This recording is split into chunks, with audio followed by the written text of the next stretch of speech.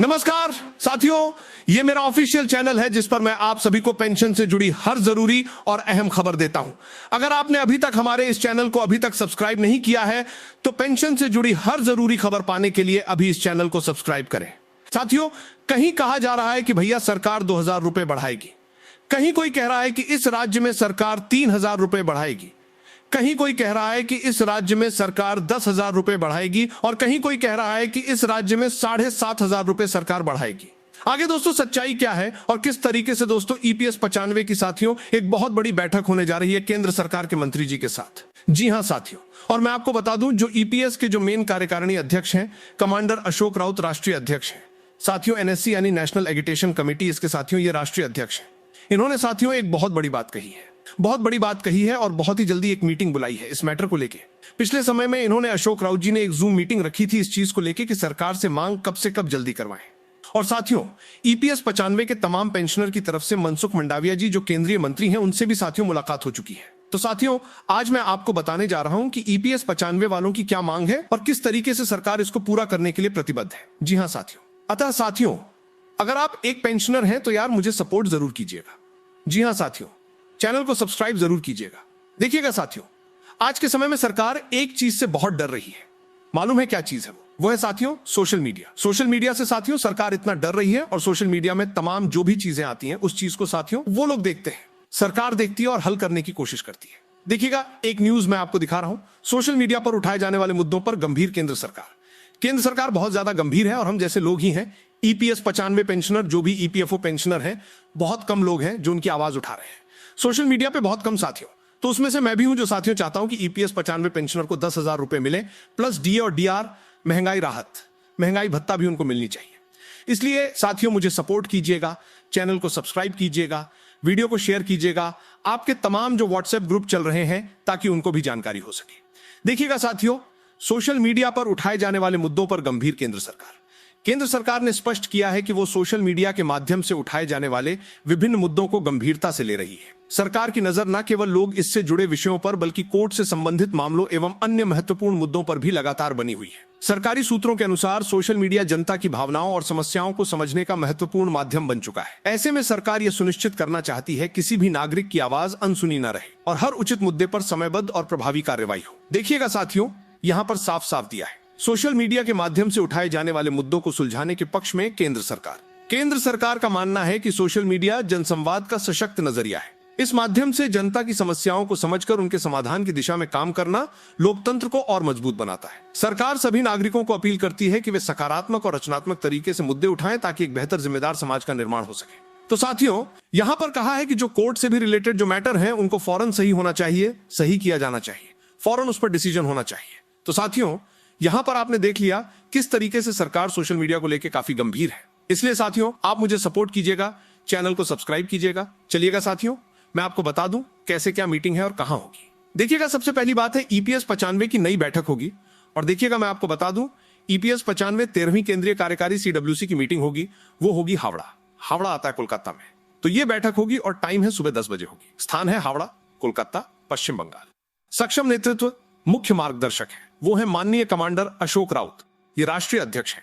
इन्होंने ही साथियों एनएससी का गठन किया है और साथियों केंद्रीय कार्यकारी सीडब्ल्यूसी की मीटिंग हावड़ा में है और सभी एनएससी जो पदाधिकारी हैं उनका हार्दिक स्वागत है। तो ऑब्वियसली बुधवार को हावड़ा, कोलकाता में आप जा सकते हो, वहां पर जाके आप इस मीटिंग को ज्वाइन कर सकते हो। चलिएगा साथियों अब हम चलते हैं दूसरी अपनी बड़ी खबर पे। सरकार से जो मांग हो रही है वो 10,000 मिनिमम पेंशन की मांग हो रही है। मिनिमम, मैं क्या कह रहा हूं यहाँ पर ध्यान दीजिएगा, मिनिमम पेंशन न कि मैक्सिमम। मिनिमम जो अभी सरकार 900 या 1,000 रुपए जो पेंशन दे रही है उसको बढ़ा के 10,000 रुपए किए जाएं और 10,000 रुपए नहीं, अगर सरकार को लग रहा है तो फाइनली लास्ट 7,500 रुपए महीना किया जाए पेंशन। ये साथियों मांग हुई है तो ये पेंशन की मांग है। ठीक है साथियों, सबसे बड़ी बात है इसमें और क्या क्या हो रही है। इन्होंने साथियों ईपीएस 95 के मुद्दे को 8वें वेतन आयोग में ले जाने की बात कही है। 8वें वेतन आयोग की तमाम टीमें साथियों अभी जो कि राज्यों में जा रही हैं वहां पर तमाम जो पेंशनर हैं उनके मुद्दों को उठा रही हैं, उनके मुद्दे को लेना चाहती हैं। तो यहाँ पर 8वें वेतन आयोग में ये पेंशन का मुद्दा जाएगा और यहाँ पर साथियों डीए और डीआर की बात होगी। यहाँ पर जो कहना है वो कह रहा है कि अगर सरकार 7,500 रुपए मिनिमम पेंशन दे रही है प्लस इसमें डीआर को भी जोड़े, इसमें महंगाई राहत जुड़नी चाहिए। जो डीए और डीआर हर साल सरकार 2 बार बढ़ाती है तो यहाँ पर डीआर भी जोड़ा जाए। अगर सरकार 5,000 रुपए दे रही है, महीना 5,000 करती है तो इसमें डीआर जोड़ा जाए तो अभी जो मांग हो रही है साथियों, वो डीआर को लेके हो रही है और ये जरूरी है, होनी चाहिए। इसके साथ ही दोस्तों, मैं न्यूज चैनल पे उनका आभार करना चाहूंगा। उन्होंने पेंशनर के तमाम मुद्दे उठाए हैं। सबसे पहले उनकी एक ये रिपोर्ट देख लीजिएगा किस तरीके से पेंशनरों का मुद्दा है। भले ही वो ईपीएस 95 हो या सिंगला केस वाले हो, कोई भी हो, वो बुजुर्ग हैं, पेंशनर हैं, किसी का भी मुद्दा है साथियों, वो सभी का एक ही है।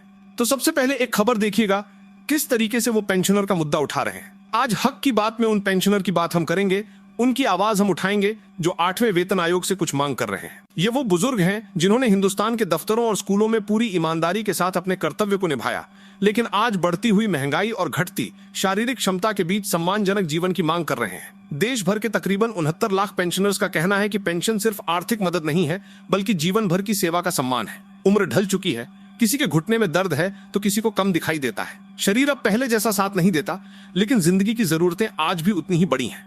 ये वो लोग हैं जिन्होंने ऐसे वक्त में देश को संभाला जब डिजिटल युग में प्रवेश भी नहीं किया था। हाथ से लिखते थे, रजिस्टर भरते थे और पूरी ईमानदारी और निष्ठा से देश निर्माण में योगदान देते थे। सेना, रेलवे, डाक, न्यायपालिका, शिक्षा और स्वास्थ्य जैसी संस्थाओं को इन्होंने अपने हाथों से सींचा। इन हथेलियों ने हिंदुस्तान को गढ़ा है, लेकिन अफसोस आज इन हथेलियों में लाचारी की सीमाएं खींच गई हैं। जिनकी मेहनत से राष्ट्र का निर्माण हुआ, आज वो चाहते हैं इज्जत और हक, वो चीजें मिलनी चाहिए। पेंशनर को जितनी मात्रा में महंगाई के हिसाब से, दवाओं के हिसाब से, उपयोगी सामानों के हिसाब से जो खर्च होते हैं, उसके सापेक्ष पेंशन न मिल पाती है।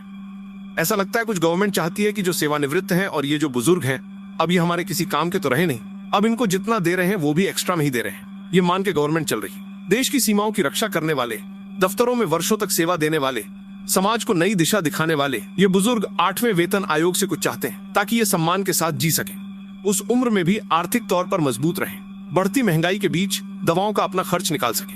8वें वेतन आयोग ने काम करना शुरू कर दिया है। केंद्रीय कर्मचारियों और पेंशनर्स के लिए सैलरी और पेंशन में बड़े बदलाव की उम्मीद है। देश भर में वेतन आयोग की बैठकें जारी हैं। आयोग का गठन हो चुका है। आयोग को 18 महीने में रिपोर्ट सौंपनी है।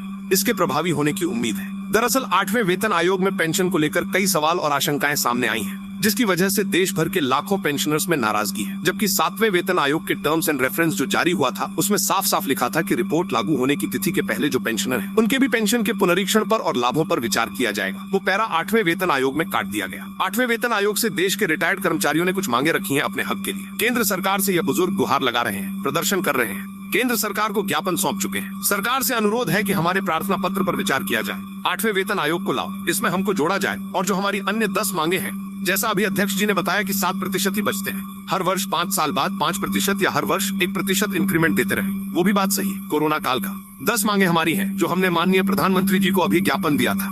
करीब 69 लाख पेंशनर्स उस दिन का इंतजार कर रहे हैं जब उनकी सेवा, ईमानदारी और अनुभव को सही मायनों में सम्मान मिलेगा। उनकी मांग है कि सरकार उनकी समस्याओं को गंभीरता से सुने और समय के साथ पेंशन व्यवस्था में जरूरी सुधार करे। पेंशन में पर्याप्त बढ़ोतरी हो, महंगाई के अनुसार डीआर बढ़े, बेहतर फिटमेंट फैक्टर लागू हो, न्यूनतम पेंशन राशि बढ़ाई जाए, 65, 70 और 75 वर्ष पर अतिरिक्त पेंशन जल्द मिले, सभी पेंशनर्स के लिए समान पेंशन व्यवस्था हो, मेडिकल सुविधाओं और सीजीएचएस सेवाओं में सुधार हो, वरिष्ठ नागरिकों को टैक्स में अतिरिक्त राहत मिले, पेंशन भुगतान प्रक्रिया आसान और पारदर्शी हो, पुरानी पेंशन योजना यानी ओपीएस की बहाली हो, पेंशन को अधिकार मानते हुए सम्मानजनक व्यवस्था लागू हो, कोई कृपा नहीं। अब से पहले जब 7 वेतनमान बने थे, उनको पता था कि कर्मचारियों को पेंशन देनी पड़ेगी, इसलिए उन्होंने हमारा वेतन निर्धारण करते समय हमारा कुछ कम किया गया था और वही अंशदान हमारा इकट्ठा होते होते इंटरेस्ट इतना हो जाता है जिससे हम पेंशन ले रहे हैं। ये हमारा ही कंट्रीब्यूटरी फंड है और इस मामले में सुप्रीम कोर्ट कह चुका है पेंशन कोई दया या अनुग्रह नहीं है, बल्कि ये कर्मचारी का अर्जित अधिकार है। पेंशन बुजुर्ग कर्मचारियों की सामाजिक और आर्थिक सुरक्षा का माध्यम है,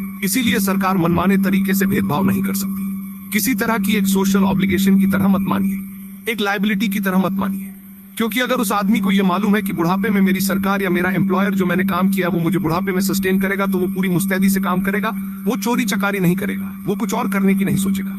तो ये जो डिबेट है और ये जो कैलकुलेशन है और ये जो ऑब्लिगेशन है, इसको जब आप एक वेस्टेड राइट, ये मेरा हक है और ये मेरा हक है, ये आप मुझे इस तरह से देंगे जब माना जाए, तो एक बड़े पॉजिटिव तरीके से देखा जा सकता है। पेंशन सिर्फ पैसा नहीं है, ये इन बुजुर्गों का सम्मान है, इनका हक है। ये पेंशनर्स कोई बोझ नहीं है, ये हिंदुस्तान के वास्तुशिल्पी हैं। जब तक हम इस सच्चाई को नहीं समझेंगे, तब तक विकसित भारत की कल्पना अधूरी रह जाएगी। Bureau report. तो फिलहाल साथियों, आपने देख लिया। क्या लग रहा है साथियों कि सरकार कितना आपका पेंशन बढ़ा सकती है? सबसे बड़ी बात है, कहीं 2000 की बात हो रही है, कहीं 3000 की बात हो रही है, कहीं 7500 रुपए की बात हो रही है। आपको साथियों कितनी पेंशन मिलनी चाहिए? ये मुझे कमेंट सेक्शन में बताइएगा। और क्या ये जो मैं फॉर्मूला बता रहा हूं, 8वें वेतन आयोग की तरह डीआर भी जोड़ा जाना चाहिए। भले ही सरकार 3000 रुपए पेंशन दे, 3000 रुपए महीना दे, लेकिन डीए और डीआर को भी जोड़ा जाना चाहिए। फिलहाल साथियों, आपका क्या कहना है मुझे कमेंट सेक्शन में बताइएगा और हमारे इस चैनल को सब्सक्राइब करना मत